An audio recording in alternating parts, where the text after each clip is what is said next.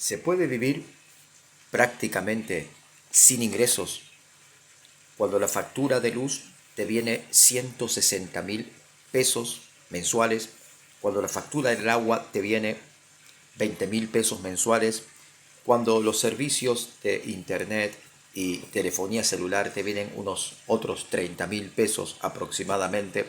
¿Se puede vivir por fe? Ciertamente sí se puede vivir por fe, porque la fe es aquella de que tú no sabes cuándo, cómo o de qué manera va a venir la ayuda, pero sabes y tienes la certeza de que ésta viene pronto.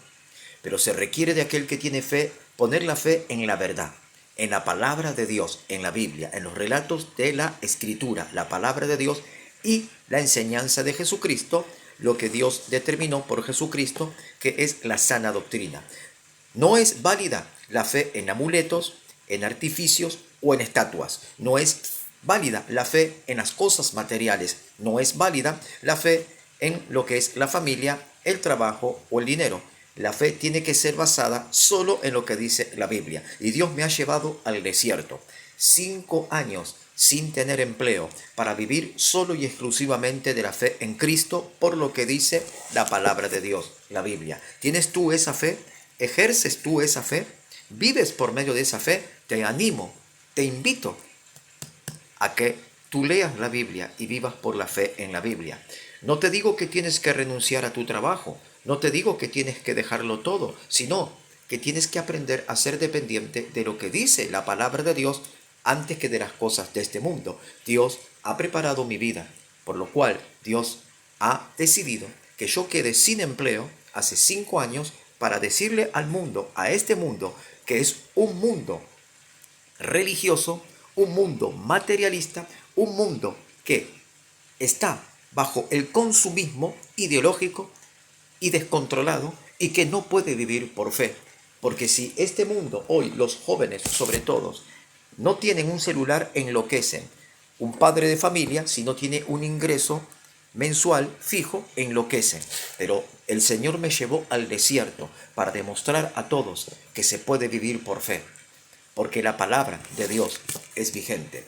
Y si Dios sostuvo a Israel en el desierto, sin ellos tener agua ni comida, y les dio de comer durante 40 años, si Dios lo sostuvo a Elías el profeta en el desierto cuando había una sequía abismal y no había ningún tipo de alimentos, y Dios sostuvo a Eliseo también, y a Elías y a todos los profetas que fueron perseguidos en el desierto y no tenían que comer y Dios les abastecía, porque la fe viene por oír la palabra de Dios, no por oír las cosas de este mundo, oír lo que ya está establecido en la palabra de Dios. Recuerda, la fe es para los valientes, la fe es para los elegidos, la fe es para los escogidos, la fe es para aquel que Dios le dio el Espíritu Santo. Jesús dijo, recibiréis poder cuando haya venido sobre vosotros el Espíritu Santo y me van a ser testigos en toda Samaria, en toda Jerusalén y hasta los cabos de la tierra, hasta lo último de la tierra. Me van a ser testigos cuando venga sobre vosotros el Espíritu Santo. Cuán importante es que el Espíritu Santo esté dentro tuyo. Cuán importante es que tú oigas la voz del Espíritu Santo. Cuán importante es que tú te sometas al Espíritu Santo y obedezcas la palabra de Dios, porque el Espíritu Santo no contradice la palabra de Dios, ni la Biblia contradice al Espíritu Santo, porque el Espíritu Santo y la palabra de Dios son uno. Por tanto, tienes que tú buscar al Espíritu Santo con lágrimas, con ruegos, con arrepentimiento, con clamor, con genuino arrepentimiento y sinceridad en tu alma, y dejar todo y renunciar al pecado y a lo que te ata para que tú puedas vivir una vida en libertad en Cristo. Recuerda, Jesús dijo, o sea, la palabra de Dios dice, la Biblia dice, la palabra de Dios dice, Jesús dijo algo, mis palabras son espíritu y son vida. La palabra tiene vida. Esta Biblia tiene vida, tiene poder. Y la Biblia dice lo siguiente. Primero Jesús dijo, mi palabra es espíritu y es vida. Y la Biblia dice, el apóstol Pablo dice, de la manera que cuando nos unimos a Cristo, un espíritu somos con Él. De la manera que aquel que está en Cristo, un espíritu es con Él. La vida que ahora la vivo en la carne, la vivo en la fe en el Hijo de Dios. Un espíritu es en Cristo.